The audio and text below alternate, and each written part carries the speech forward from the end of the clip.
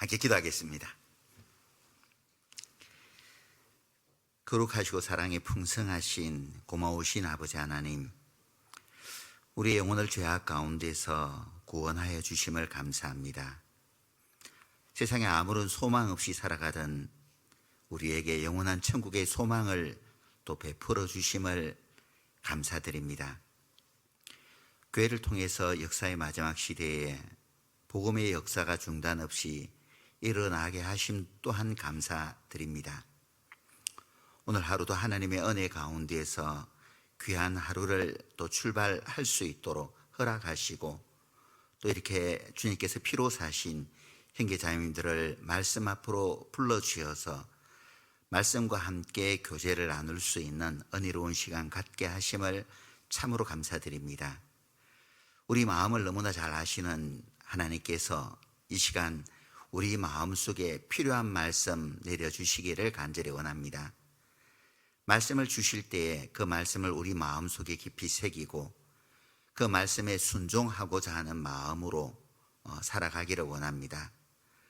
듣고 잊어버리지 않도록 주님께서 우리 마음을 일깨워 주시기를 간절히 원합니다. 오늘 함께하지 못한 믿음의 식구들도 기억하여 주셔서 다음 시간에는 모두 함께 참여될 수 있도록 도와주시옵소서. 혹시 병약함으로 나오지 못하는 분들 계신다면 질병으로부터 하나님께서 자유함을 허락해 주시옵소서. 또 마음의 여러 가지 문제가 되어 나오지 못하고 있는 분들 계신다면 하나님께서 마음을 회복시켜 주시고 다시 앉은 자리에서 일어서서 다시금 주를 위해서 살고자 하는 마음을 불어넣어 주시기를 간절히 원합니다. 오늘 또 이 시간 우리에게 필요한 말씀 주님께서 공급해 주시기를 간절히 바라며 우리 구주 예수님 이름으로 기도하였습니다. 아멘. 구약 성경 느헤미야서 2장 말씀을 보겠습니다.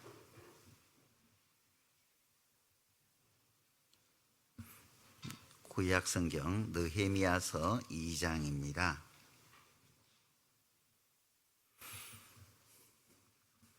2장 10절입니다. 2장 10절 같이 한번 읽어보겠습니다. 호론 사람 산발락과 종되었던 암몬 사람 도비야가 이스라엘 자손을 흥왕케 하려는 사람이 왔다함을 듣고 심히 근심하더라. 이제 흥왕케 하려는 사람에 대해서 지난 1월에 설교하고 그 한 달여 지나버렸습니다. 이제 이 말씀의 맥을 또 많이 또 잊어버렸을 것 같은데요. 올 한 해 시작하는 말씀으로 이제 부흥에 대해서 지금 세 번째 시간을 우리가 가지고 있습니다. 우리 어때요? 그 현재의 삶에 내 자신의 신앙에 만족하셔요? 모르겠습니다. 그런 말이 있죠. 호랑이는 죽으면은 가죽을 남기고 사람은 죽으면은 이름을 남긴다라는 이제 사자성어가 있습니다. 어떻게 내 이름이 나중에 어떻게 주변 사람들에게 기억될 것이고 또 하나님은 나를 또 어떻게 기억하실까? 또 어떻게 기록하실까? 혹시 생각해 보셔요? 우리가 삶을 살면서 내 자신이 어떻게 오늘을 살고 있는지 늘 자신을 성찰하는 것은 꼭 필요하죠.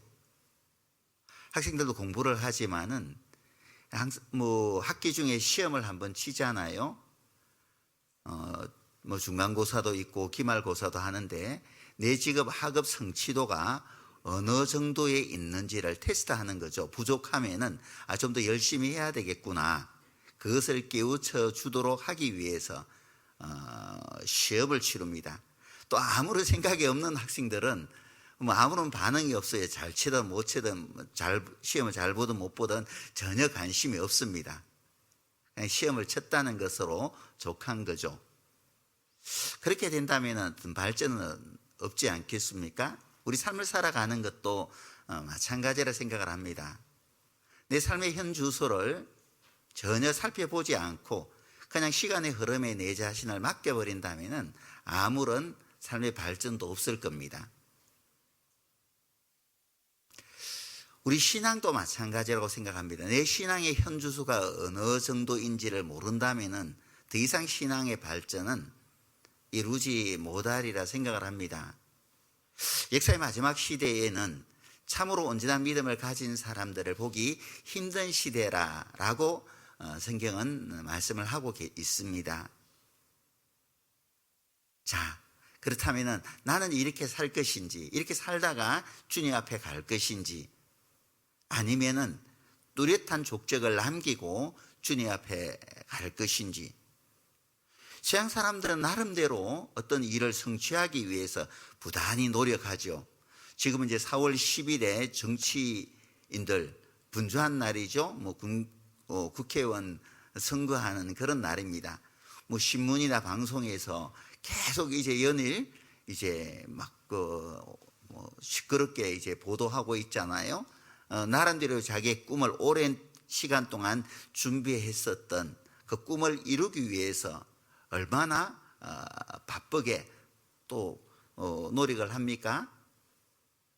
서양 사람들도 자기 나름대로의 뜻을 펼치기 위해서 열심히 그렇게 산다면은 우리는 보다 더 영광스러운 어떤 상급을 얻기 위해서 더 부지런하게 우리가 살아가야 되지 않을까. 또 우리가 해야 될 일들은 이뤄진 영혼들을 건지는 일을 우리가 해야 되잖아요.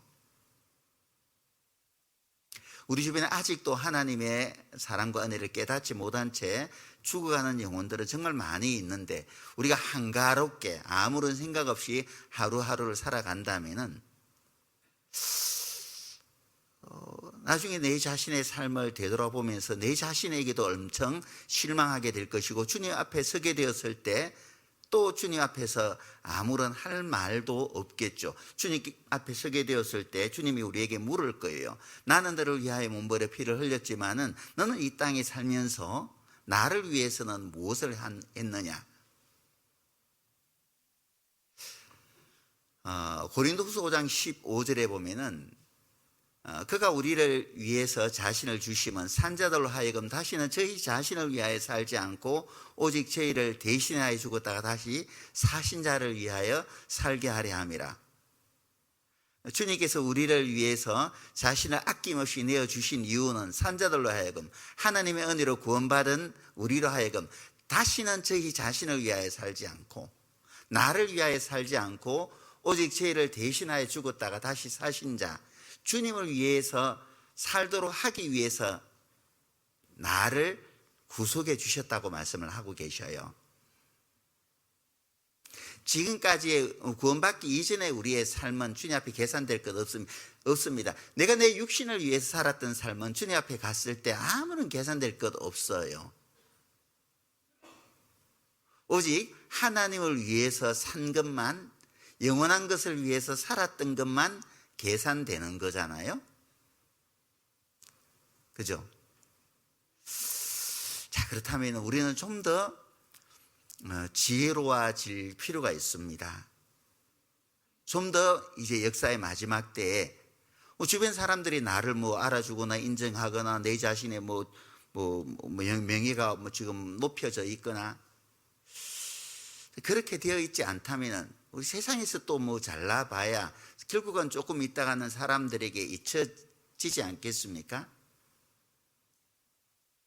이제 하나님 앞에 서게 되었을 때 나타날 내 자신의 모습들을 그려보며 이제 우리는 마지막 시대를 살고 있는데 한 번은 제대로 주님을 위해서 살아야 되지 않을까라는 생각을 해봅니다. 해외 선교 소식을 우리가 한 번씩 듣잖아요. 해외 선교 소식을 들을 때마다 마음이 격동되어지는 것이 뭐냐면은 열악한 환경임에도 불구하고 해외 많은 곳에서 복음의 역사가 일어나는 것을 듣습니다. 불과 1년 만에 2년 만에 수없이 많은 교회들이 세워지고 수많은 영혼들이 구원받는 그 역사를 우리가 보잖아요. 한 분 선교사님이 들어가서 정말 복음의 역사를 각 나라마다 일구어 가는 그런 것을 우리는 참 많이 듣습니다. 이제 그 일을 우리 또한 해내야 되질 않겠어요? 우리가 느헤미야서를 배우고 있는데 느헤미야는 어떤 사람이냐 하면은 느헤미야 2장 10절에서 흥왕케 하려는 사람 느헤미야라고 말을 하고 있습니다. 흥왕케 하려는 사람이라는 말은 히브리어로 레바케시 토바라는 그런 말인데, 토바라는 말은 무슨 뜻이냐 하면은 물질적인 의미에서 풍요와 또 영적인 의미에서 안정된 이런 것을 의미합니다. 레바케시 하면은 갈망하다, 간청하다 이런 것을 말해요. 한마디로 말하면은 물질적인 풍요를 간절히 갈망하는, 영적인 평안함을, 안정을 정말 간절히 소원하는, 추구하는 사람이다. 이스라엘 백성들이 성전은 건축했지만은 BC 516년에 성전은 건축했지만은 외적으로 안정되지 못하다 보니까는 열악한 환경 속에서 주변 사람들로 하여금 굉장히 괴롭힘을 받는 그런 상황에 놓여 있는 것을 느헤미야는 안타깝게 생각했던 거죠. 우리 민족이 한때는 그 주변 나라를 다 다스리고 지배했는데 어쩌다가 우리 민족이 지금 이렇게 비참한 상황에 놓여 있느냐 말이죠. 하나님께서 은혜로 우리 백성들을 바벨론에서 다시 우리 조상이 살았던 예루살렘으로 보내주셨는데 70년 만에, 그리고 무너진 성전도 하나님께서 건축하게 해주셨는데, 그러면 이제 우리가 옛날 솔로몬의 영광을 재현해야 되는데 왜 우리는 아직까지도 여전히 솔로몬의 영광을 재현하지 못하고 있을까? 이게 늘 안타까웠던 거예요. 느헤미야는 어떻게 하면 우리 민족이 다시 일어설 수 있을까? 이 생각에 사로잡혀 있었던 사람인 거예요. 그래서 마음만 있었던 것이 아니라 결국은 느헤미야는 회복되지 못하고 있는 예루살렘을 다시 회복시키기 위해서 손수 예루살렘으로 들어가서 그리고 이스라엘을 다시 회복시키는 일을 하게 됩니다. 무너진 성벽과 불타 없어진 성문을 재건함으로 말미암아 안정되게 이스라엘 백성들이 살도록 만든 사람이 바로 느헤미야인 거예요. 그래서 느헤미야는 흥왕케 하려는 사람이라고 말하고 있는데, 저는 달리 말하면 식어진 심령 속에 영혼의 불을 지피는 사람이다 라 말을 하고 싶어요. 성전이 건축된 지 70여 년이 지났지만은 이스라엘 백성들은 아무 일도 하지 못하고 그냥 두 손 놓고 있었잖아요. 두 손 놓고 우리는 더 이상 할 수 없어, 이만큼 하면 됐어, 우리는 이렇게 살아가는 것이 우리 운명이야, 이렇게 모든 것을 포기하고 주저앉아 있었던 이스라엘 사람들에게 이제 우리도 다시 일어서 보자. 옛날에 우리나라가 정말 어렵게 살았던 시대가 있었잖아요. 끼니 걱정을 했었던 그런 때가 있었습니다. 우리 어른들은 알죠. 보릿고개를 또 넘기고 그런 세대가 있었습니다. 그때 구미에서 시작했나요? 잘 살아보자, 잘 살아보세, 새마을운동이 이제 시작되었잖아요. 우리도 한번 잘 살아보세 하면서 다시 이제 사람들의 마음을 우리는 이렇게 가난할 수밖에 없어라는 그 생각 자체를 깨뜨렸잖아요. 그래서 이만큼은 성장하게 된 겁니다. 느헤미야는 이스라엘 백성들에게 정말 이러한 마음을 심은 거예요. 완전 무너져 내린, 두 손 놓고 두 발 놓고 저 아무것도 하지 못하는 무기력한 이스라엘 사람들의 마음을 일깨워서 하나님의 역사를 마지막으로 이룬 사람이 느헤미야인 겁니다. 그런 사람이었기에 느헤미야가 흥왕케 하려는 사람인 느헤미야가 왔다는 소식을 산발락과 도비아가 듣고 난 후에 심히 근심했다고 되어 있거든요. 산발락과 도비아는 하나님의 역사를 방해하는 사람들이었잖아요. 성벽을 건축하는데, 성문을 세우는데 산발락과 도비아는 끊임없이 방해를 했습니다. 하나님의 역사를 방해하는 마귀의 세력의 그림자라 말할 수 있을 거예요. 산발락과 도비아는. 우리가 신앙생활 하는데 방해하는 사람, 방해하는 것들이 있잖아요. 내 자신의 자아도, 하나님의 일을 하는 내 자신을 주저앉히려고 하고, 주변에 많은 사람들이, 가족이라든지 친구라든지, 내가 열심히 신앙생활을 하려고 하는데 뭔가 내 발목을 붙잡는 어떤 그런 분들이 우리 주변에 참 많이 있잖아요. 나는 주님을 위해 살고자 하는데 뭔가 다른 것이 나를 끌고 있는 것들이 있습니다. 하나님의 역사를 방해하는 것이 있죠. 우리의 싸움은 우리의 씨름은 혈과 육에 있는 것이 아니요 오직 하늘에 있는 영들에 대함이라. 우리는 전쟁 중입니다. 보이지 않는 전쟁 중에 있어요. 마귀가 우리 앞에 드러나면 이빨이 송곳니가 나오고 말이에요. 피가 흘려지고, 이런 마귀가 우리 앞에 나타나면은 우리는 경계하고 이 마귀와 싸울 수 있습니다. 하나님의 도우심을 구하면서 말이죠. 근데 이 마귀는 우리 앞에 이마에 나는 마귀다 하고 드러내놓고 우리를 공격하지 않아요. 교묘하게 모양을 바꾸어서 광명의 천사로 가장해서 우리의 신앙을 무너뜨리려고 하는 겁니다. 산발락과 도비아처럼. 그런데 흥왕케 하려는 사람인 느헤미야가 왔을 때 산발락과 도비아는 심히 근심한 거예요. 그렇다면은 내가 흥왕케 하려는 사람이 될 수 있다면은 느헤미야와 같이 식은 그 심령에 영혼의 불을 지피는 사람이 내가 될 수 있다면은 마귀는 정말 나를 두려워하겠죠. 마귀를 두렵게 하여 떨게 하는 사람이 내가 될 수 있으면 좋겠다. 그래서 뭔가 역사를 바꾸어 놓을 수 있는, 역사를 변화시킬 수 있는 그런 사람이 되었으면 좋겠다. 그런 마음을 우리가 가지며 살아갔으면, 역사의 마지막을 장식할 수 있으면 좋겠다 라는 생각이 듭니다.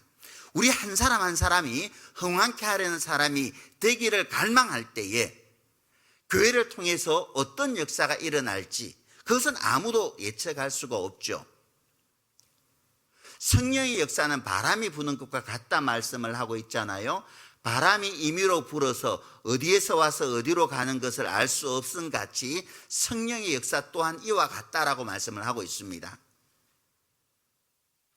나 같은 사람이 무슨 일을 할 수 있어? 물론 나는 할 수 있는 것이 다분히 제한되어 있습니다. 하지만 하나님께서 함께 하신다면은, 성령님이 나를 통해서 역사하신다면은 하나님의 능력은 무한되기 때문에 나를 통해서 어떤 역사를 이루실지는 어느 누구도 예측할 수 없어요. 비록 내가 지식이 없다 할지라도 하나님께서 나에게 지식을 주실 것이고, 내가 말하는 것이 시원치 않아도 하나님께서 나에게 말할 재주를 또 주실 거잖아요. 내가 복음을 전하는데 물질이 부족하다면은, 내가 흥왕케 하려는 사람이 되기를 간절히 사모하는 마음이 있다면은 하나님께서 나에게 복음을 전하는데 필요한 물질들 주시겠죠. 우리 마음속에 주님을 위해서 살아가고자 하는 간절함이 있을 때에 하나님은 내 마음의 소원을 틀림없이 이루어 주실 거란 말이죠. 흥왕케 하려는 사람인 느헤미야는 어떤 사람이었느냐? 하나님의 역사를 위해서 자신의 모든 것을 내려놓을 줄 아는 사람이었다라고 지난 시간에 말씀을 드렸습니다. 느헤미야는 어떤 사람이었느냐 하면은 페르시아의 아주 높은 관직에 있었습니다. 오늘날로 말하면 어느 장관 정도의 위치에 있었던 거예요. 그 당시에 페르시아라면은 그 주변 열국을 지배했었던, 오늘날로 말하면 미국 정도, 러시아 정도 되는 그런 나라였습니다. 페르시아는 그런 나라의 고위 장관이었던 거예요.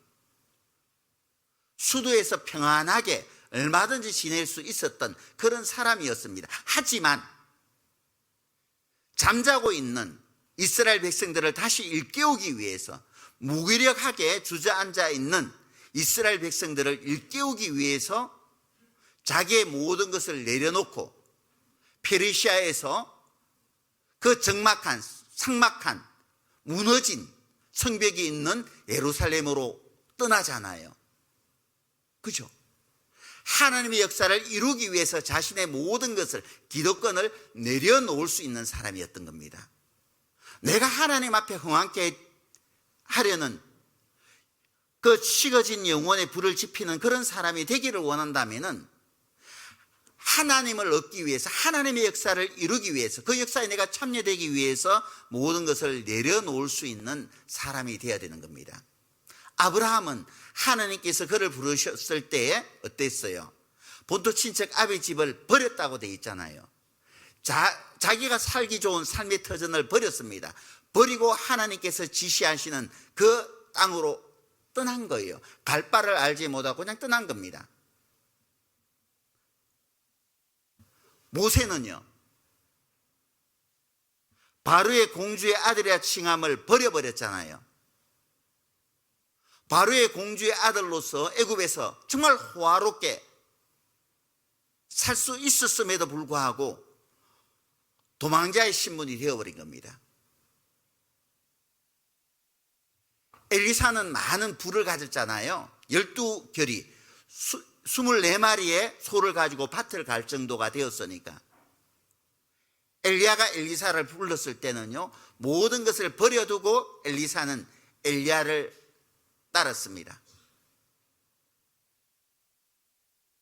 예수님의 수제자 베드로, 야고보, 요한, 주님이 부르셨을 때 배와 부친을, 배와 거물을 버려두고 지체 없이 주님을 따랐습니다.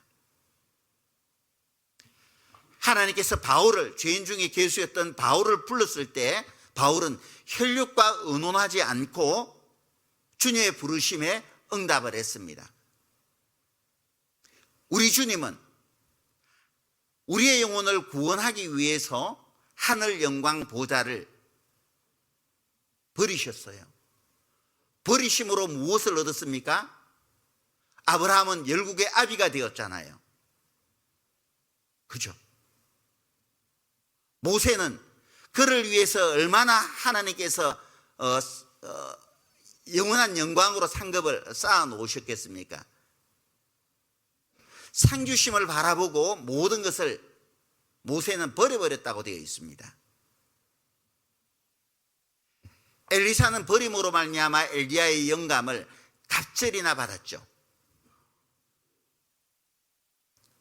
베드로, 야고보, 요한은 버림으로 말미암아 그들을 통해서 얼마나 많은 영혼들이 구원함을 받았습니까? 얼마나 초대교회 때 복음의 역사에 귀하게 쓰임 받았어요. 베드로 어부였습니다. 요한 어부였었어요. 근데 그 베드로 전후서를 쓰잖아요. 요한이 요한복음과 요한 1, 2, 3서를 기록하잖아요. 하나님께서 그들에게 어떤 지혜를 주셨길래 그런 글을 쓸 수 있었겠어요?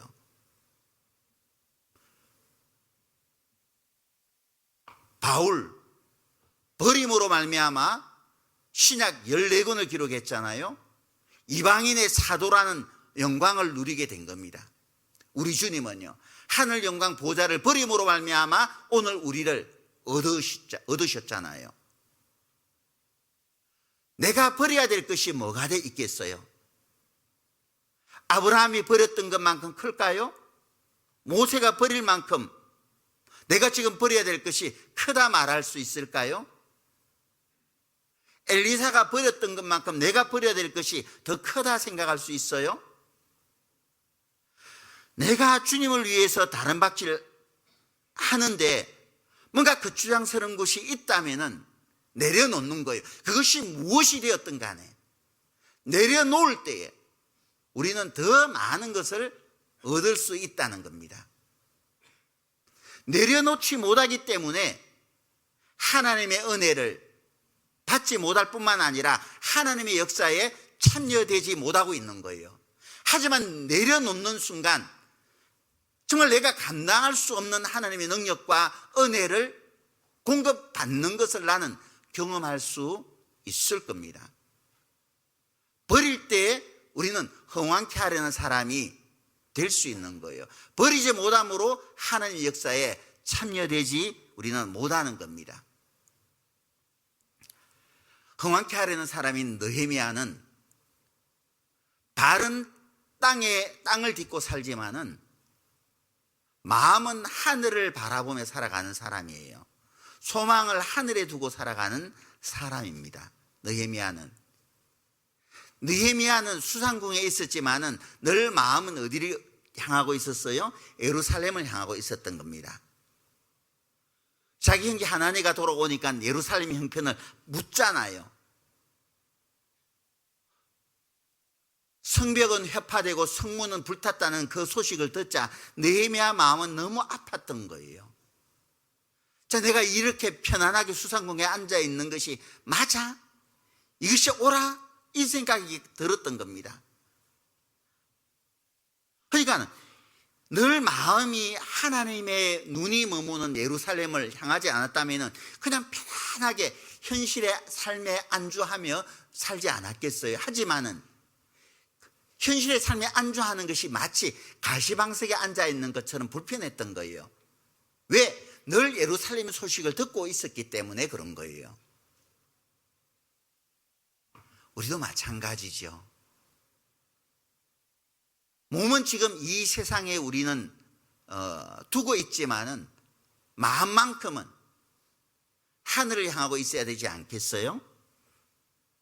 빌립보서 3장 20절에 보면은 오직 우리의 시민권은 하늘에 있는지라. 우리는 하늘에 시민권이 있는 사람이잖아요. 그러면은 시민권이 있는 하늘나라를 소망하며 그곳을 바라보며 우리는 오늘을 살아가야 되는 것이 지극히 당연한 삶인 겁니다. 이 세상이 아무리 좋아봐야 나를 위해서 예비하신 아름다운 천국만 하겠어요? 서양 사람들은 그렇게 말합니다. 소똥밭에 굴러도 이생이 최고다라고 이야기하잖아요. 죽은 뒤에 소망이 없기 때문에 그런 말도 할 수 있다 생각합니다. 여러분들도 그렇게 생각하세요? 송충이가 송충이 때는 솔잎을 갉아먹고 살지만은 송충이로서의 삶으로 끝나질 않잖아요. 나중에는 나비가 될 거지 않습니까? 나비가 되었어도 솔잎만 갉아먹고 살 거예요? 그건 아니잖아요.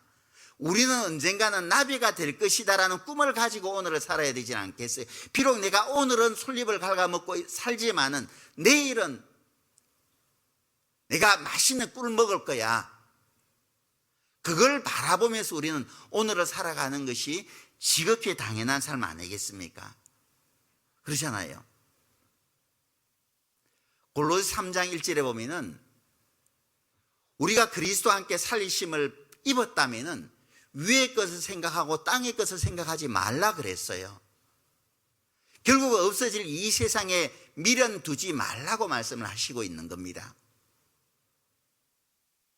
느헤미야가 늘 예루살렘을 바라보며 살아갔던 것처럼 우리도 위에서 부르신 부름의 상을 바라보며 오늘을 살아가야 되는 거예요. 항상 마음은 하늘을 향하며 살아가야 된다는 겁니다. 이 땅의 것에 마음 빼앗기지 말고요. 집념의 사람 사오정이지, 사오정.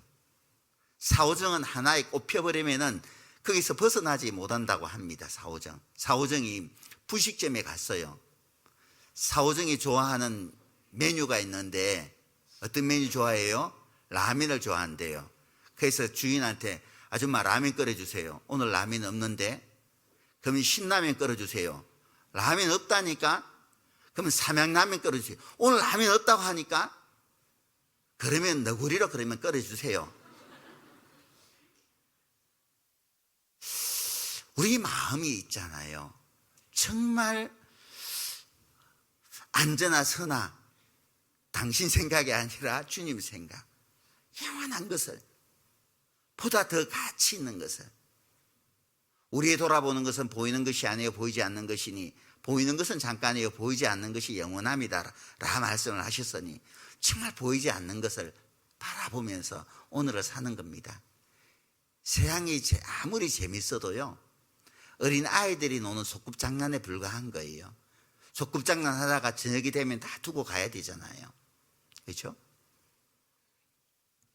너무 세상에 마음 빼앗겨 살면 안 됩니다. 사오정은 정말 자기 힘으로는 한계가 있다 생각했기 때문에 하나님께 구할 줄 아는 사람이죠. 기도로 하나님의 능력을 끌어내릴 줄 아는 사람이었어요. 기도의 사람이었죠, 느헤미야는. 그래서 이스라엘 형편을 듣고 난 후에 느헤미야 1장으로 한번 돌려보시죠. 1장 4절에 보면은 내가 이 말을 듣고 앉아서 울고 수일 동안 슬퍼하며 하늘의 하나님 앞에 금식하며 기도하여 성벽은 회파되고 성문은 소화되었다는 그 예루살렘의 그 형편을 듣고 난 후에 느헤미야는 심히 슬퍼한 거예요. 의할고 하면서 있잖아요. 내가 할 수 있는 역량은 한계가 있으니 하나님 우리 백성을 이대로 두실렵니까? 하면서 하나님께 금식하며 기도했던 거예요. 금식하며 기도했다는 것은 어떤 말이죠? 죽기 살기로, 아니 죽기를 각오하고 하나님 이 백성, 우리 백성, 하나님께서 택한 우리 백성을 이렇게 그냥 그대로 방치하실랍니까? 하나님 도와주세요. 하나님 앉아있는 이 백성들이 다시 일어설 수 있게 하나님 도와주세요. 금식하며 죽기를 각오하고 하나님께 기도했던 거예요. 우리 마음에 그런 간절함이 필요하죠. 입에 발린 기도 말고요, 형식적인 기도 말고요.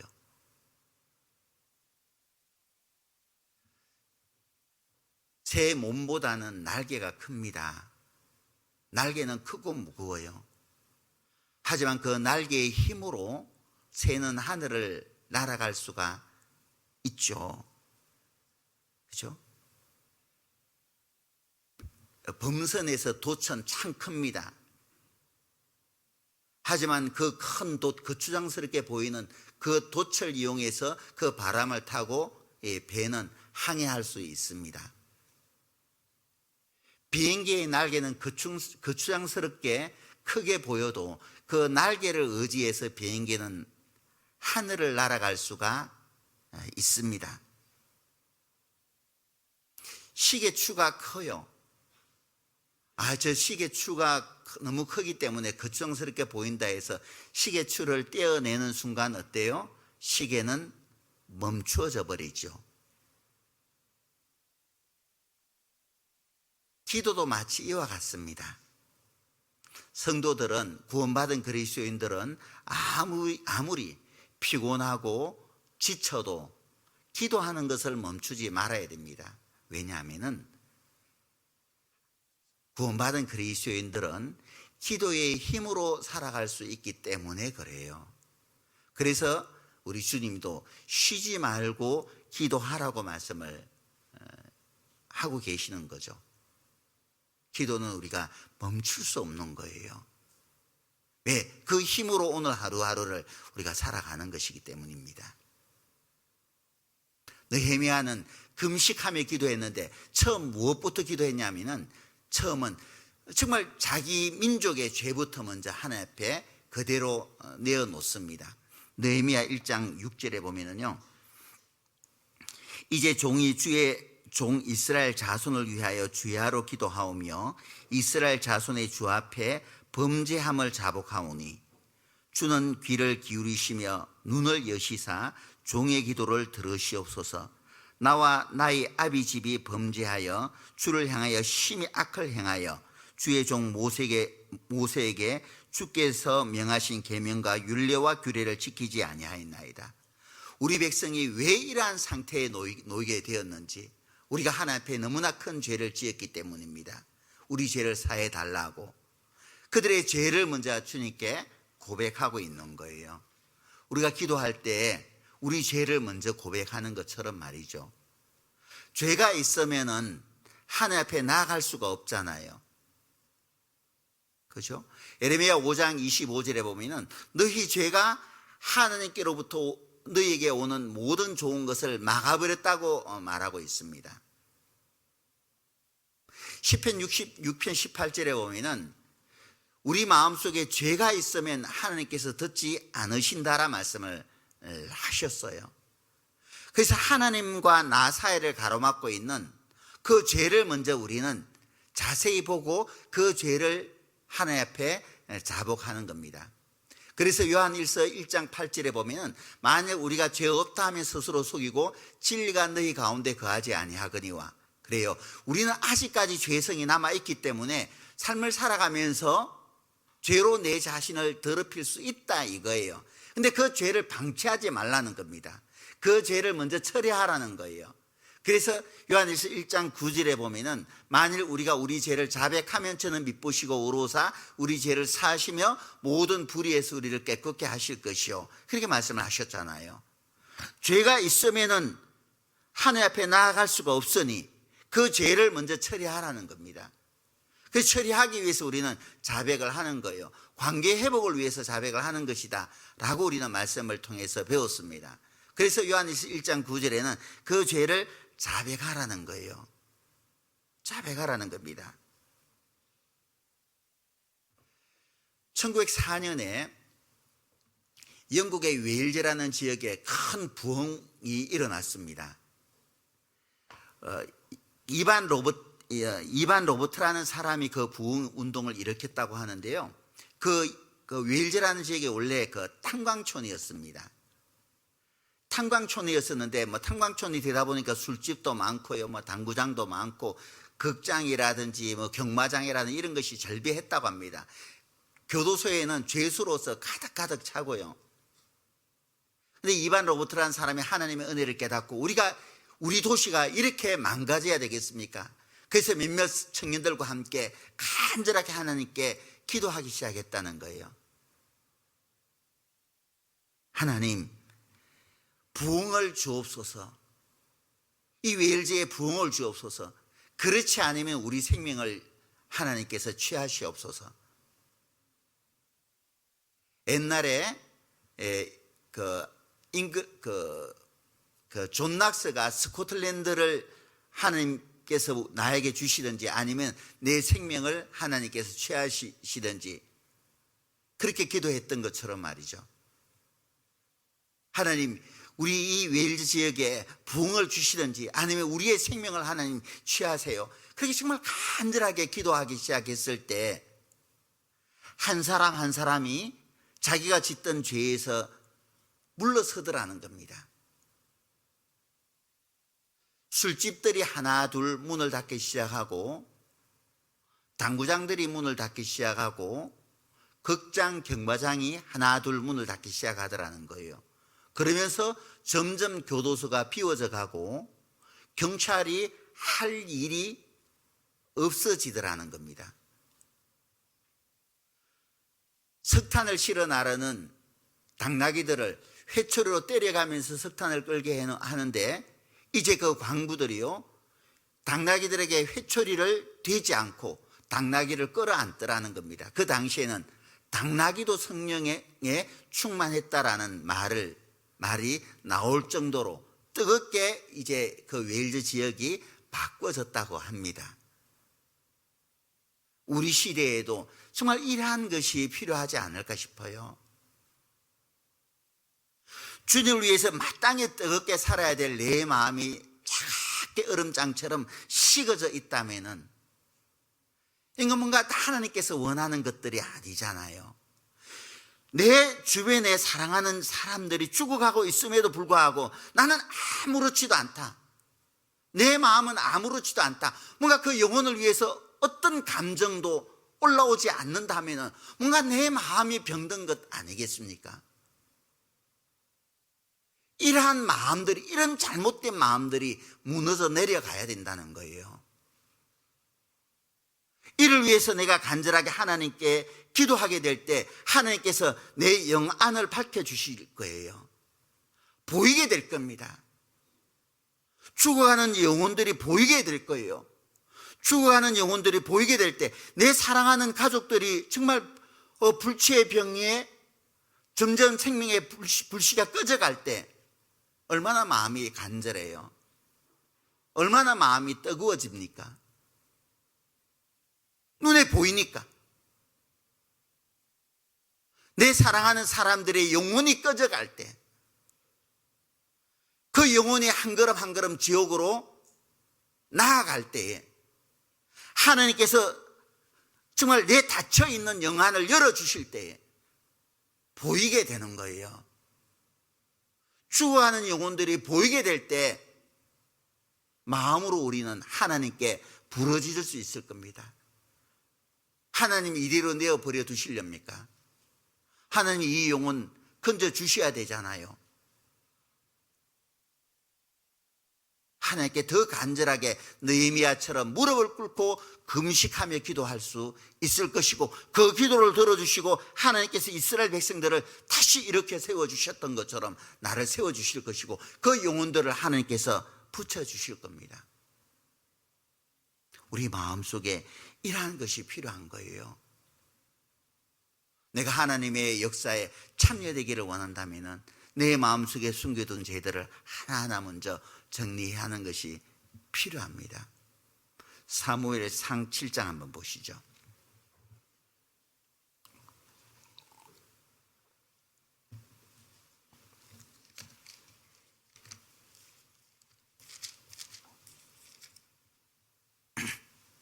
(7장 3절입니다)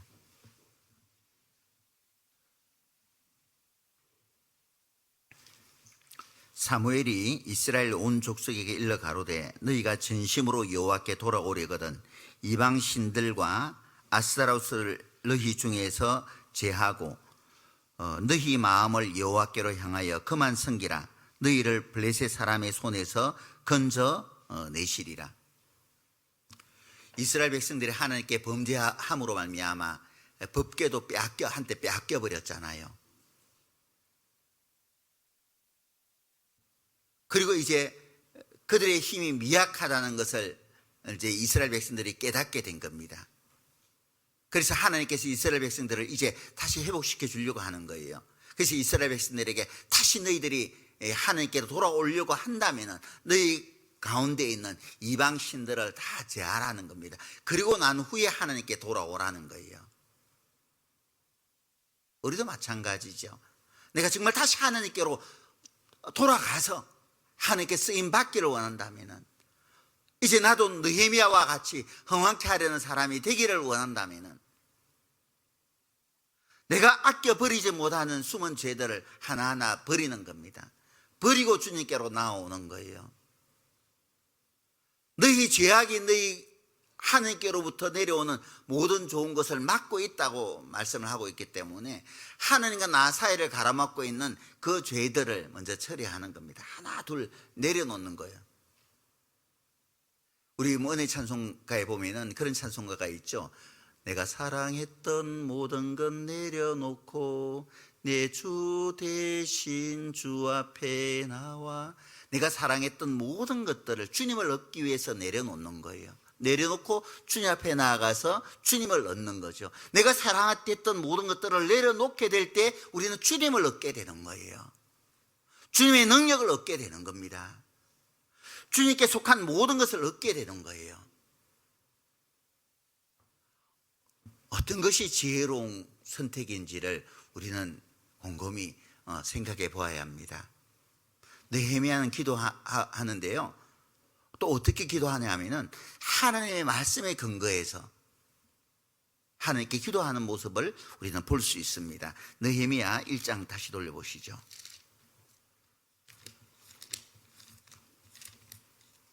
1장 8절에 보면은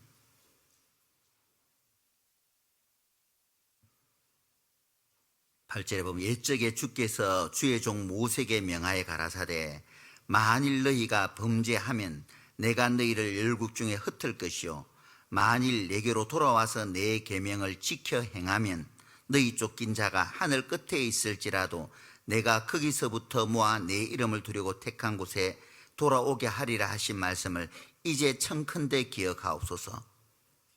옛적에 주께서 주의 종 모세에게 명하여 가라사대 신명기 말씀을 지금 이야기를 하고 있는 겁니다.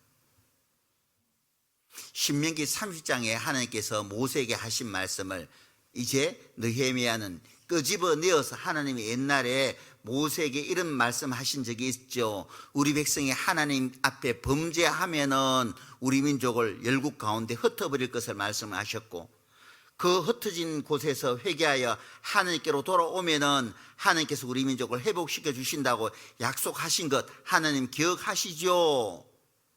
라고 말하면서 이제 우리 백성들이 회개하고 하나님께 돌아왔으니 하나님 우리 백성 회복시켜 주세요. 구체적으로 하나님께 기도하고 있는 거예요. 느헤미야는 풍성한 말씀에 대한 지식이 있었던 거예요. 풍성한 말씀에 대한 지식이 있었기 때문에 그 말씀에 근거해서 기도함으로, 또 말씀에 근거해서 기도했기 때문에 하나님께서 이루어 주실 것이라는 확실한 믿음을 느헤미야는 가졌던 거죠. 그래서 아닥사스다 왕 앞에서도 조금도 주저하지 않고 두려워하지 않고 자기의 소원을, 내가 예루살렘으로 돌아가겠습니다, 나를 보내달라고 호소할 수 있었던 거예요. 또 돌아갔을 때도, 예루살렘으로 갔을 때도 반드시 이스라엘 백성들의 마음이 격동되어서 하나님의 역사에 참여될 것을 의심치 않고 믿을 수 있었던 겁니다. 하나님의 약속을 붙잡고 있었기 때문에 그런 거예요. 우리도 마찬가지죠. 풍성한 말씀의 지식이 더욱더 간절한 기도를 만들어내는 거예요. 또 내가 하나님께 구하는 것에 대한 확신을 내가 갖게 만들어주는 겁니다. 그래서 늘 우리는 말씀을 가까이 하는 것이 필요해요. 그래서 야고보서 1장에 보면은 우리가 기도할 때 조금도 의심하지 말라고 했잖아요. 의심하는 자는 마치 바람에 밀려 요동하는 바다 물결과 같으니까는 이런 자들은 주께 얻기를 생각하지 마라. 그 말씀을 기억하고 있는 사람들은 어때요? 우리가 기도할 때에, 내가 기도할 때 말이죠, 혹시 하나님께서 이 기도 안 들어주시면 어떻게 하나? 이런 생각을 머릿속에서 떨쳐내버리는 겁니다. 떨쳐내고 기도하는 거예요. 반드시 들어주실 것이다라는 믿음을 가지고 기도하는 겁니다. 또 내가 기도할 때 내 육신을 혹시 육신의 것을 위해서 기도하고 있는 것 아니야? 내가 육신을 위해서 기도하면 하나님이 들어주시지 않는다고 말씀을 하셨는데, 그래서 요한 1서 5장 17절에 보면은 그를 향하여 우리의 가지마 담대한 것이 이것이니 그의 뜻대로 무엇을 구하시면 주께서 들으심이라. 그래, 주의 뜻대로 하나님의 마음에 합한 기도를 들으신다고 했지. 아무리 생각해도 내가 하나님께 구하고 있는 것은 육신적인 기도 같아. 내려놓는 거예요. 하지만 이것이 하나님 보시기에 옳은 것이라면 기도하는 겁니다. 하나님께서 반드시 이것을 이루어 주실 것이다라는 믿음 가지고, 그러면 이루어지는 거죠. 풍성한 말씀에 대한 지식이 더 풍성한 기도를 만들어내고 더욱더 확실한 믿음을 갖게 만들어준다는 겁니다. 뿐만 아니라 느헤미야는 자기가 열심히 하나님께 기도할 뿐만 아니라 동역자들과 함께 기도하고 있는 모습을 볼 수 있죠. 느헤미야 1장 11절 말씀 보시죠. 주의 구하오니 귀를 기울이사 종의 기도와 주의 이름을 경외하기를 기뻐하는 종들의 기도를 들으시고, 종의 기도와 종들의 기도를 들으시고, 이 뭐예요?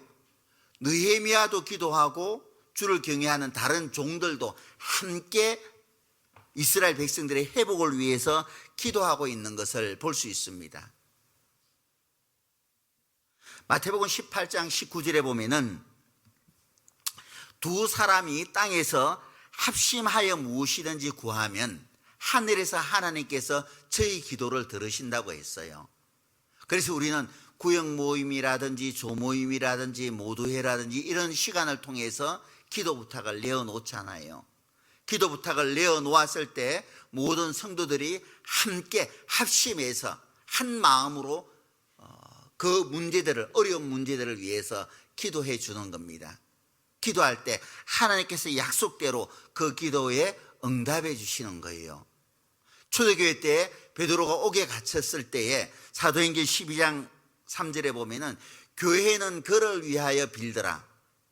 옥에 갇힌 바울을 위해서 모든 성도들이 기도하고 있을 때 옥문이 열려버리고 베드로가 옥에서 빠져나오게 되잖아요.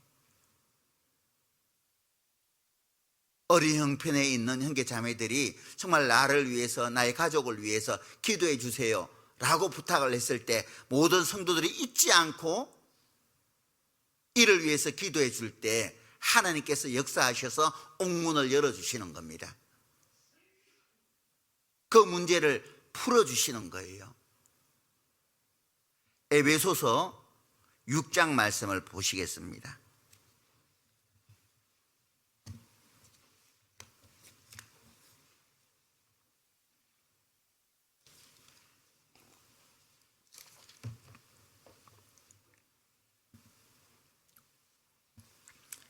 6장 19절입니다.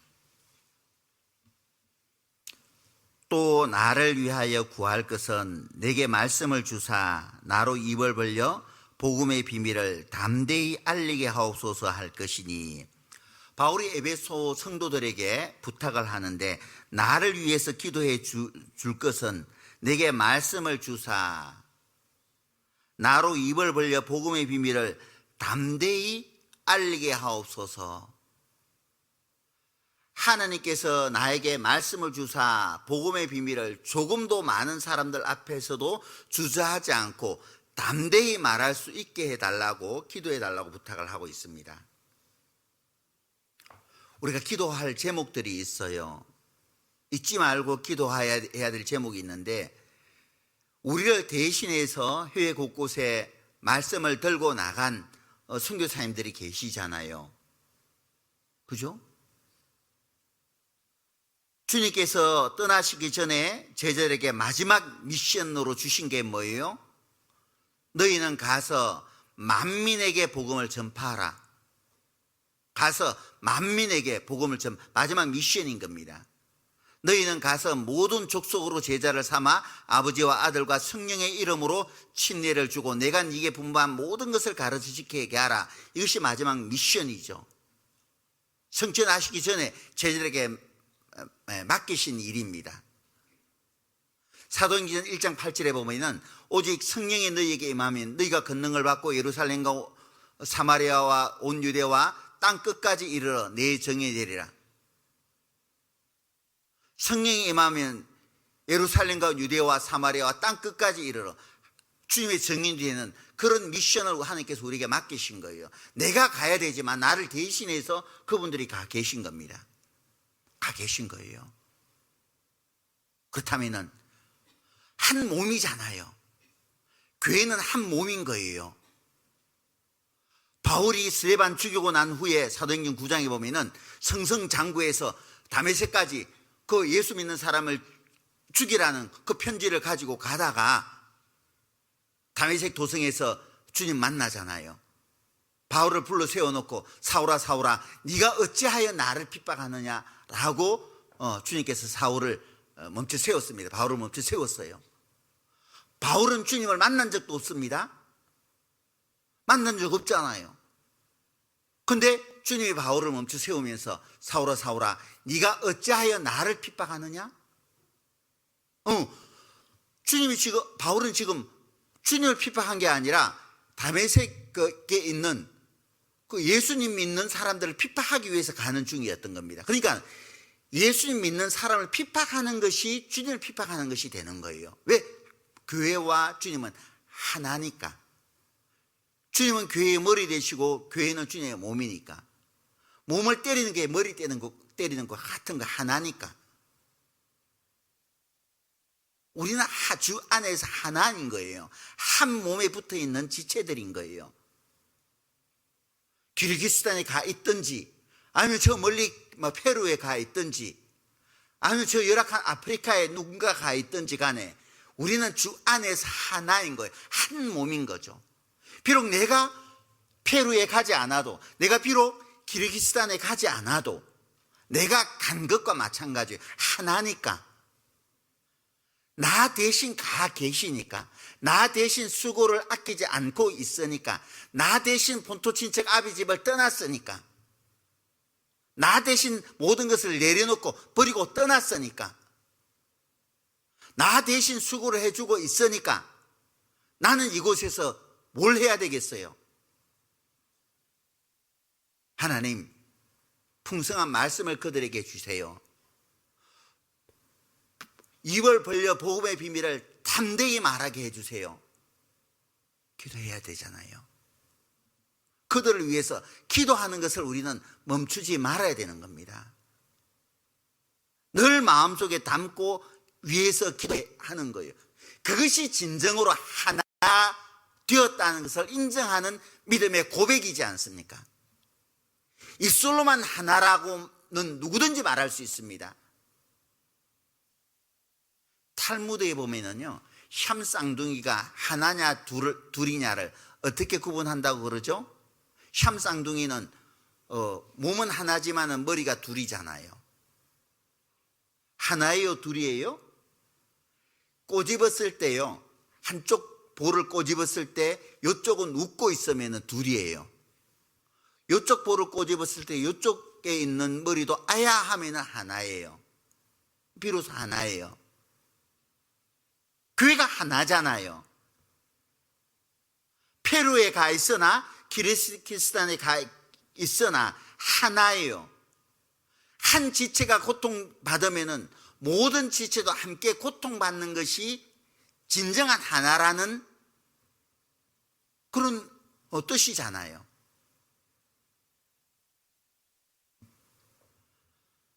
정말 여러 가지 열악한 환경 가운데서 고군분투하며 복음을 전하고 계십니다. 우리는 비록 얼마나 환경 좋아요. 쾌적한 환경에서 음향시설도 좋고 조명시설도 좋고 모든 것이 우리는 다 갖추어져 있습니다. 근데 거기서는 아무것도 갖추어진 것이 오히려 없어요. 갖추어진 것이라고 말할 것들이 별로 없습니다. 내가 편안히 밥 먹을 때, 또 밖에 나가서 맛있는 것 외식할 때 한 번쯤은 기억합시다. 매번 기억하지 못한다 할지라도 한 번쯤은 기억합시다. 그리고 기도합시다. 그들에게도 동일한 기쁨과 평안을 주시라고,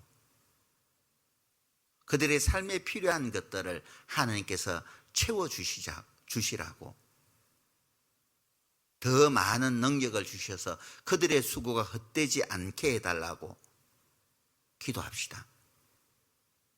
합심해서 기도하는 거예요. 이제 우리가 곧 오전 전도 집회도 하잖아요.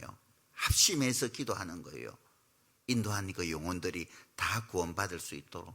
4월에는 또 청년 전도 집회가 있고 또 중계 수양회도 있습니다. 합심해서 기도하는 거예요. 그 영혼들 꼭 구원받게 해달라고. 그럴 때 옥문이 열리는 거예요. 하나님께서 역사하시는 겁니다. 교회들이 세워져 가는 거예요. 또 느헤미야는 기도가 정말 삶 가운데 생활화된 사람이라 말할 수 있을 겁니다. 느헤미야서 2장으로 돌려보시죠.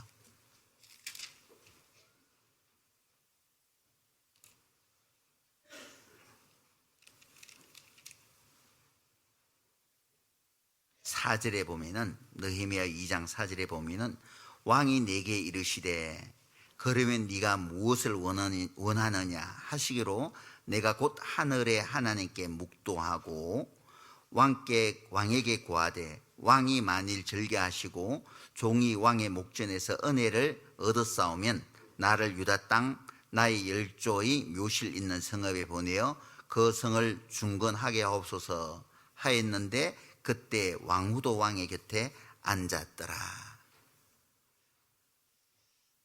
자, 이제 느헤미야는 우리가 알다시피 아닥사스다 왕의 술 맡은 관원장이었었어요. 왕이 즐겨 먹는 술을 항상 맛있게 빚어서 왕이 찾을 때 그 왕에게 술을 이제 갖다 드리는 그 일을 맡았단 말이에요. 근데 사람 표정 얼굴에 보면은 그 사람의 마음이 얼굴에 많이 나타나 있잖아요. 뭔가 딴 생각을 하게 되면은 얼굴의 표정으로 드러나게 됩니다. 대부분의 사람들은. 물론 그렇지 않은 사람도 있지만은 대부분의 사람들은 드러난다 그래요. 근데 술 맡은 관원장의 표정이 달라진 거예요. 근심이 있다 보니까 예루살렘 형편을 듣고 난 후에 느헤미야의 마음속에 안타까움이 있고 안타까운 마음에 근심이 있고 하다 보니까는 이 아닥사스다 왕도 금방 눈치챈 거죠. 너 왜 그래? 너 또 딴 마음 품고 있는 것 아니야? 그러면서 그러다 보면은 자칫 잘못하면은 너가 딴 마음 있구나 하고 바로 그냥 쳐버릴 수도 있는 겁니다. 목을. 그런 표정으로 이제 아닥사스 왕 앞에 나아가니까는 뭐가 문제가 있냐 물었더니 하나님께 묵도하잖아요. 금방 기도하잖아요. 망설이지 않고 주저하지 않고 그 자리에서 잠깐 하나님께 기도하는 겁니다. 그리고 자기 백성에 당한 상황을 아닥사스 왕 앞에 내어놓는 거죠. 너 왜 그래? 하면 어때요? 순간 놀래서 내 얼굴이 표정이 좀 달라졌나 보다. 저 자칫하다가 나 잘못하면 죽는 것 아니야? 이런 겁이 들컥 날 법도 하잖아요. 그렇잖아요. 근데 너 왜 그래? 했을 때 조금도 주저하지 않고 하나님께 그 순간 기도하는 모습 보세요. 그러니까 이 느헤미야는 항상 기도가 생활화된 사람이었던 거예요. 조그만 어려운 문제가 닥치면 그 문제를 두고 하나님께 주저하지도 않고 당황하지도 않고 하나님께 먼저 기도할 줄 아는 사람이었던 거예요. 쉬지 않고 기도하는 사람이었던 거죠. 느헤미야는. 다니엘이 너무 올곧게 페르시아 때에 이제 행하니까요. 다니엘을 쉬게 하는 사람들이 뭔가 흠을 잡으려고 해도 흠 잡을 틈이 없잖아요. 그러니까 다니엘이 늘 하나님께 기도하는 것을 주변 신하들이 보고 야, 저 문제 아니면은 이제 그 다니엘의 흠을 이제 끄집어낼 수가 없겠구나 해서 이제 그 왕에게 이야기하잖아요. 벨사살 왕에게 다리오 왕에게 이야기하잖아요. 자, 그 신상을 한 달 동안은 아무 신에게도 이제 절하거나 기도하지 못하게 하자. 그리고 이제 다른 신에게 기도하거나 분향하면은 이제 사자굴에 던져버립시다. 다리오 왕이 좋다. 그렇게 해라. 근데 다니엘이 어떻게 했어요? 매일 행하던 대로 습관을 조차 하나님께 기도하잖아요. 다른 신에게 절하거나 기도하면 사자굴에 던져버릴 거야 라고 말을 할지라도 다니엘은 전에 행하던 대로 생활화되었던 거예요. 아무리 왕이 급박을 한다 할지라도 주변 사람들이 급박을 한다 할지라도 조금도 그 주변 환경에 휘둘리지 않고 전에 행하던 대로 하나님께 기도했던 거예요. 기도가 몸에 배어 있었던 거죠. 삶의 한 일부분이 다니엘은 되어 있었던 거예요. 우리도 마찬가지예요. 전에 행하던 대로 어떤 상황이 내 앞에 찾아온다 할지라도 전에 행하던 대로 하나님께 기도하는 거예요. 그 기도를 통해서 그 모든 문제들을 하나하나 헤쳐나가는 겁니다. 시편 3편에 보면은 시편 3편은 다윗이 압살롬에게 쫓겨갈 때 쓴 시거든요. 시편 3편에 보면은 이제 다윗은 더 이상 하나님께 도움을 얻지 못한다 하면서 이제 다윗 시대는 끝났다라고 사람들이 조롱할 때에 다윗은 어떻게 했느냐? 포기하지 않고 하나님께 부르짖었다고 되어 있습니다. 부르짖으니 그 성산에서 하나님께서 내 기도를 들으시고 응답해 주셨다. 4절에 그렇게 말하고 있습니다. 그리고 5절에는 내가 평안히 자고 일어나기도 했으니 하나님께서 나를 지키셨기 때문이다 라고 말을 하고 있습니다. 얼마나 그 상황이 절박했는지 다윗이 왕궁에 빠져나올 때 맨발로 빠져나왔다고 되어 있거든요. 감람산을 올라갈 때 울면서 감람산을 올라갔다고 되어 있습니다. 그런 상황이었던 거예요. 하지만은 다윗은 절망하지 않고 낭망하지 않고 포기하지 않고 하나님께 부르짖은 거예요. 기도했던 거예요. 시편 전체는 거의 다 기도문입니다. 다윗의 그 기도들이에요. 다윗의 기도가 시편에 가장 많잖아요. 다윗은 늘 깨어서 하나님께 기도할 줄 아는 그런 사람이었던 겁니다. 우리도 늘 깨어서 하나님께 기도하는 거예요. 쉬지 말고 기도하라. 기도는 우리의 호흡과 같아야 되는 거예요. 그럴 때 우리 마음은 늘 하나님 앞에 깨어 있을 수 있습니다. 느헤미야는 흥황케 하려는 느헤미야는 자기의 의를 드러내지 않는 사람, 즉 겸손한 사람이었습니다. 느헤미야 2장 12절 보시죠. 2장 12절에 보면은 내 하나님이 내 마음을 감화하사 예루살렘을 위하여 행하게 하신 일을 내가 아무 사람에게도 말하지 아니하고 밤에 일어나 두어 사람과 함께 나갈새 내가 탄 짐승 외에는 다른 짐승이 없더라. 자, 사람들은 누구든지 자기를 드러내기를 원하잖아요. 이제 수상궁에서 들어와서 이제 예루살렘으로 내려왔다면 예루살렘을 지배 왕으로부터 아닥사스다 왕으로부터 예루살렘을 이제 통치하러 총독으로 이제 보냈으니까 에헴하면서 많은 이제 예루살렘에 있는 귀인들을 데려다가 산발락과 도비아와 같은 그런 사람들을 데려다가 내가 이제 이곳을 이제 통치하는 어떤 위임을 이제 왕에게로부터 받아왔으니까 이제 내 말 잘 들어야 된다 하면서 사람들을 불러다 모아놓고 잔치부터 한 거 아니에요. 느헤미야는 옛날은 그렇잖아요. 어떤 고을에 사또가 부임하면 막 주응을 베풀고 말이에요. 막 하고 막 자기 권세를 사람들 앞에 드러내고 그렇잖아요. 그렇죠? 자기 앞에 부복하는 것을 보는 것을 기뻐하잖아요. 느헤미야는 그렇게 하지 않았어요. 와서 조용하게 밤에 그것도 대낮에 움직인 것도 아니고 많은 사람을 거느리고 성벽을 돌아볼 수도 있지만은 그렇게도 하지 않고 조용하게 밤이 되기를 기다렸다가 밤이 되어서 두어 사람만 데리고 성벽이 어떻게 되었는지 성문이 어떻게 되었는지 조용하게 살핀 거예요. 자신을 높이지 않아요.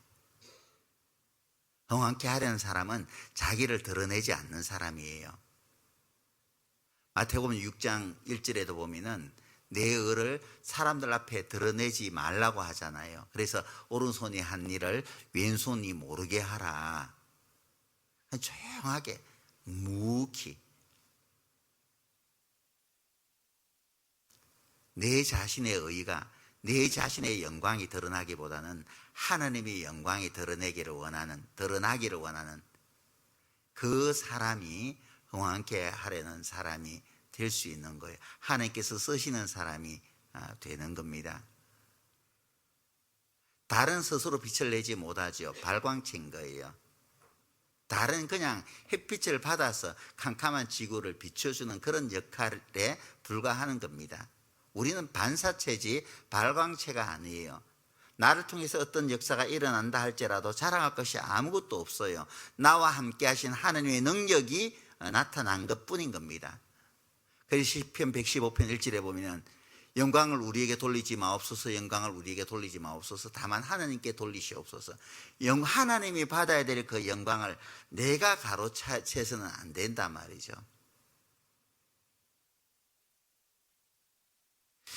제일 신앙생활 하면서 위험한 분들이 어떤 분들이냐면은 내가라는 말을 자주 하는 분들 보면은 참 위험스럽게 보여요. 내가 옛날에 이랬고, 내가 예전에 이랬고, 자꾸 나를 드러내는 분들 보면은 참 심히 염려스러워요.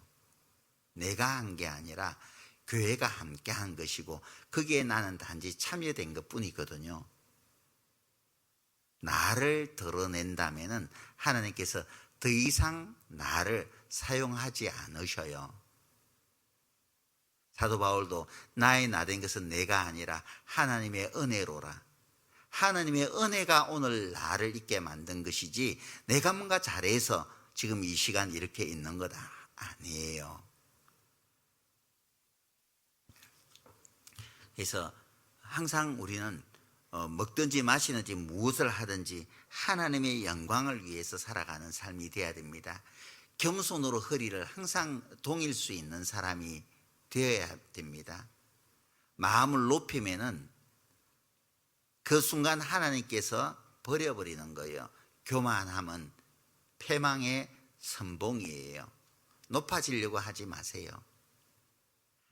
항상 낮은 곳을 지향해야 됩니다. 낮은 곳이 제일 안전해요. 산이 좋아요? 바다가 좋아요? 바다를 좋아합시다. 바다가 왜 좋아요? 낮은 곳에 있으니까. 낮은 곳에 있으니까 모든 것을 받아줄 수 있어요. 다 받아들이잖아요, 바다는. 그렇죠? 그래서 깊은 바다가 되어보는 거예요. 모든 것을 품어줄 수 있는 깊은 바다, 모든 것을 녹아내릴 수 있는 그런 바다예요. 낮추고 더 낮추고. 내가 낮아졌다 생각하는 그 사람은 아직도 낮아져야 될 것이 남아있는 사람이에요. 낮아짐에 있어서는 그 끝이 없어요. 그죠? 한없이 주님이 낮추신 것처럼 우리도 그만큼 낮아져야 됩니다. 또 느헤미야는 결단과 추진력이 있는 사람이죠. 느헤미야 2장 12절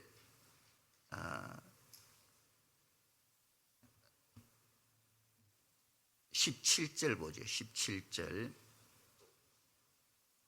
16절부터 제가 한번 읽어보겠습니다. 방백들은 내가 어디 갔었으며 무엇을 하였는지 알지 못하였고 나도 그 일을 유다 사람들에게나 제사장들에게나 귀인들에게나 방백들에게나 그 외에 일하는 자들에게 고하지 아니하다가 후에 저희에게 이르기를 우리의 당한 공경은 너희도 목도하는 바라. 예루살렘이 황무하고 성문이 소화되었으니 자 예루살렘을 중건하여 다시 수치를 받지 말자 하고 또 저에게 하나님의 선한 손이 나를 도우신 일과 왕이 내게 이런 말씀을 고하였더니 저희의 말이 일어나 건축하자 하고 모두 힘을 내어 이 선한 일을 하려 하며. 자요, 이 느헤미야가 한 바퀴 삥 돌아올 동안까지 사람들은 방백들은 아무도 느헤미야가 어디 갔다가 돌아왔는지를 알지 못했어요. 조용히 자기 일을 한 겁니다.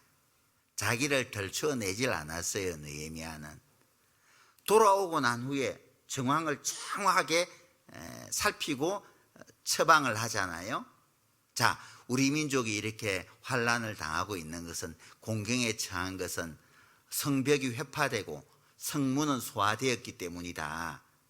그래서 이 무너진 성벽을 다시 세워야 되지 않겠냐, 불타 사라져버린 그 성문을 다시 달아야 되지 않겠느냐 라 말하면서 간증을 한 겁니다. 내가 왜 이곳에 오게 되었고, 그리고 내가 이러한 이야기들이, 그리고 난 후에 내 주변에 일어났던 이야기들, 또 왕이, 아닥사스다 왕이 자기에게 했던 말들, 그런 간증들을 쭉 느헤미야가 기도하는 마음으로 백성들에게 말했을 때 백성들의 마음이 격동된 거예요. 돌아서게 된 겁니다. 자, 우리가 함께 해보자. 이렇게 주저앉아만 있을 것이 아니고 한번 해보자. 그러면서 들고 일어나서 성을 건축하게 되는 겁니다. 느헤미야 6장 한번 보죠. 6장 15절입니다. 6장 15절 성역사가 52일 만에 엘룰월 25일에 끝나매 결국 한번 해보자 그랬을 때 이스라엘 백성들도 이제 무기력함에서 벗어나서 주저앉아 있는 그 좌절감에 빠져 있는 패배의식에서로부터도 벗어나서 자 우리도 해보자 하나님이 도와주시면 우리가 할 수 있어 그 마음으로 느헤미야가 하고자 하는 일에 참여하기 시작했던 거예요. 그래서 결국은 52일 만에 70년 동안 할 수 없었던 그 일을 단 52일 만에 끝내버려잖아요. 우리도 마찬가지예요. 우리 모두가 이제 해보자 다시 한번 일어서 보자 힘내보자 그런 마음으로 다 우리 마음을 다시 일깨우게 될 때 내 마음속에 하나님의 역사에 참여하고자 하는 갈망함이 내 마음속에 있을 때 우리 모두가 한결같이 흥왕케 하려는 사람이 되어질 때에 하나님의 역사는 한순간에 일어나는 거예요. 70년 동안 하지 못했던 그 일을 52일 만에 끝낸 것처럼 무력함에 패배감에 빠져 있는 우리 마음도 얼마든지 내가 오랜 시간 동안 전도해도 뭐 꿈쩍도 하지 않았던 분들의 마음이 움직이는 것을 경험하게 될 겁니다. 그렇게 전도해도 뭐 호박의 침주기처럼 전혀 변함이 없는 그 사람들의 마음이 움직여져 가는 것을 볼 수 있을 거예요. 볼 수 있을 거예요. 느헤미야가 정말 말만 뭐 번지르하게 이스라엘 백성들에게 한 것이 아니잖아요. 자기의 모든 것을 버릴 줄 아는 사람이었고 항상 마음을 하나님께 두고 있는 사람이었고 자기에게는 능력이 한계가 있다는 것을 알고 하나님께 매달릴 줄 아는 사람이었고 그러니까 하나님께서 그 느헤미야의 말에 힘을 이제 불어넣어 주신 거예요. 그 말에 이스라엘 백성들은 다 격동된 것이고요. 우리는 그런 사람이 되어야 되는 겁니다. 느헤미야는 늘 깨어있는 사람이었었죠. 느헤미야 4장 한번 보시죠.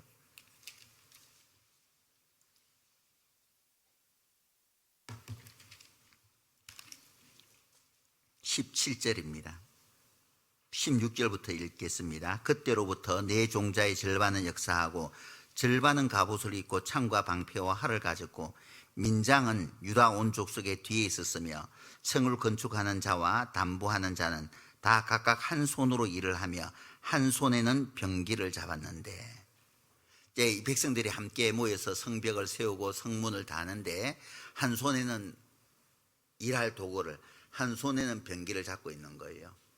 언제 산발락과 도비야가 이제 이 역사를 해방할지 모르니까 언제 주변의 사람들이 쳐들어올지 모르니까 한 손으로는 일을 하고 한 손으로는 지킨 거예요. 병기를 잡은 거예요. 뭔 생각나요? 기도원의 300명사 생각나잖아요. 미디안 사람들이 쳐내려왔을 때 13만 5천 명을 가지고 이스라엘을 치러 왔지 않아요? 그 전쟁에 맞서 싸우기 위해서 모인 이스라엘 사람들은 3만 2천 명. 근데 하나님이 많다 해서 두렵고 떠는 사람들은 집으로 돌아가도 괜찮다 하니까 2만 2천 명이 물러갔습니다. 10,000명 남았습니다. 10,000명도 많다 해서 하나님께서 걸러내시는데 물가로 내려가서 물 먹게 하잖아요. 그냥 머리를 물가에 파묻고 물을 마시는 사람 9,700명을 집으로 돌아가라 했습니다. 300명은 손바닥으로 얼굴은 앞을 주시하면서 손바닥으로 물을 가져다가 입으로 잡아넣는 사람, 그래서 개처럼 핥는 그 사람 300명을 택한 겁니다. 미디안 13만 5천 명이 이제 한시라도 우리를 칠 수 있는데 어떻게 경계를 태만할 수 있느냐 이거죠. 깨어 있어야 될 함을 우리에게 교훈해 주는 거잖아요. 느헤미야를 비롯해서 그 역사에 참여된 사람들은 깨어 있는 사람들이었던 거예요. 언제라도 산발락과 도비야가 하나님의 역사를 방해할 수 있으니 깨어 있자. 그래서 한 손에는 병기를, 한 손에는 도구를 잡은 거죠. 우리도 마찬가지예요. 마귀가 얼마나 교활한지 모릅니다. 교묘하게 우리의 신앙을 무너뜨리는지 몰라요. 우리는 한순간에도 깨어있지 않으면 무너질 수밖에 없습니다. 우리 학생들이 뭘 좋아하고 뭘 사랑하는지 마귀가 알죠. 말씀보다는 오락을, 말씀보다는 K-팝을, 그래서 막 심어주는 그런 유혹들이 자꾸 오니까는 벗어나지를 못하는 거죠.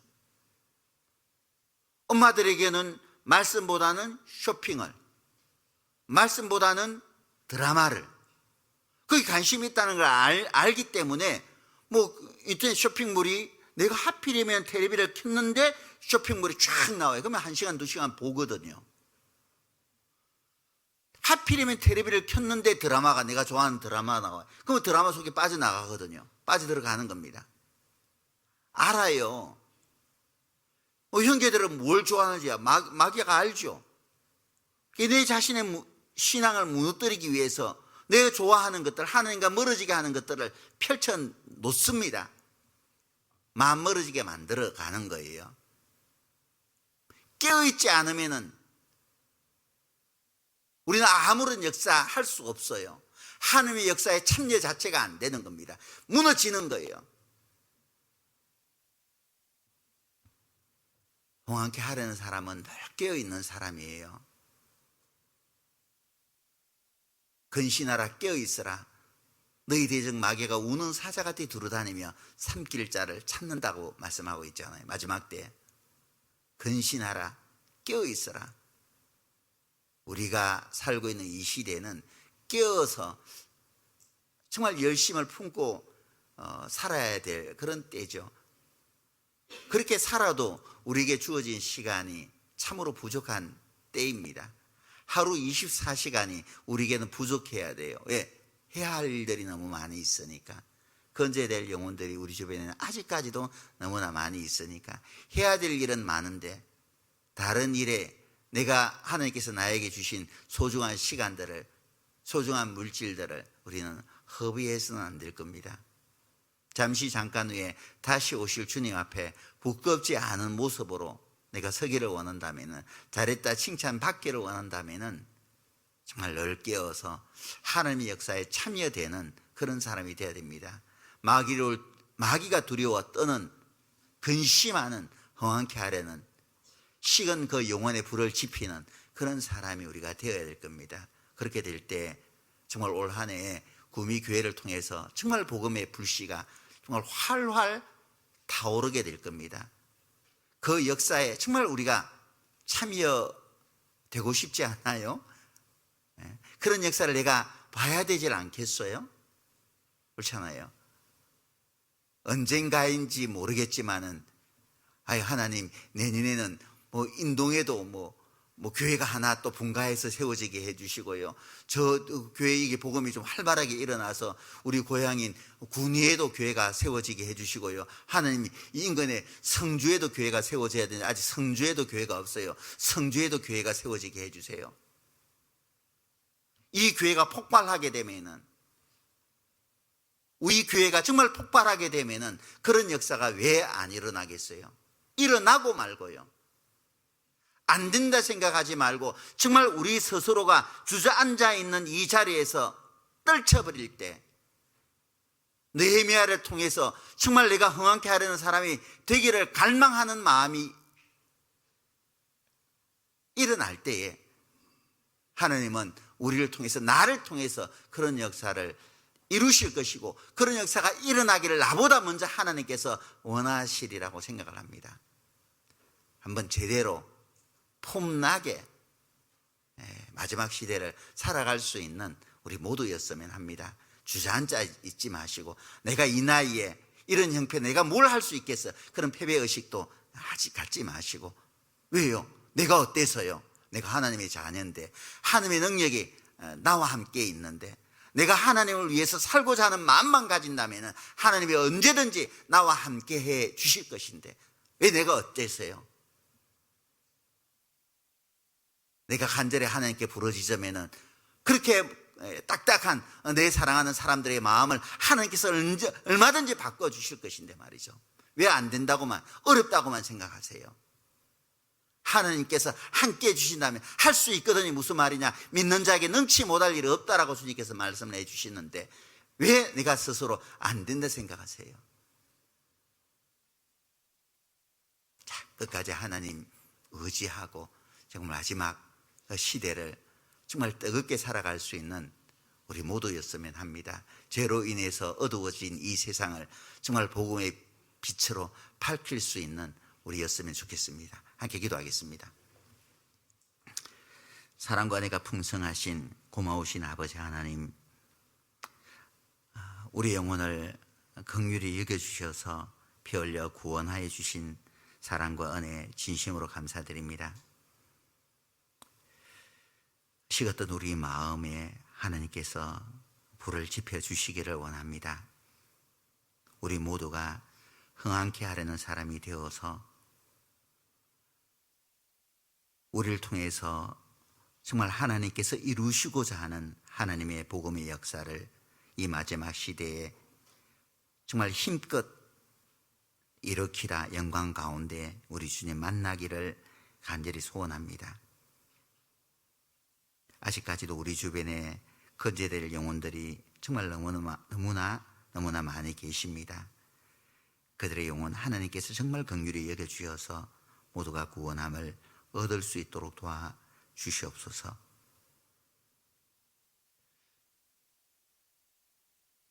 짧은 우리의 삶, 하나님의 자녀답게, 주님의 제자답게, 주님의 정인답게 살아갈 수 있는 우리 모두가 될 수 있도록 하나님께서 도와주시옵소서. 우리를 대신해서 해외에 나간 모든 선교사님들도 늘 우리가 기억하고 그들을 위해서 늘 기도할 수 있도록 도와주시고, 또 선교사님들과 그 가정들 그리고 그의 동역자들 늘 기억하여 주셔서 그들의 모든 필요를 하나님께서 은혜로 채워주시고 그들을 통해서 복음의 역사가 더욱 힘있게 일어날 수 있도록 하나님께서 은혜 베풀어 주시옵소서. 이 시간 이후의 모든 시간도 주님께서 은혜로 함께해 주시옵소서. 우리 구주 예수님 이름으로 기도하였습니다. 아멘.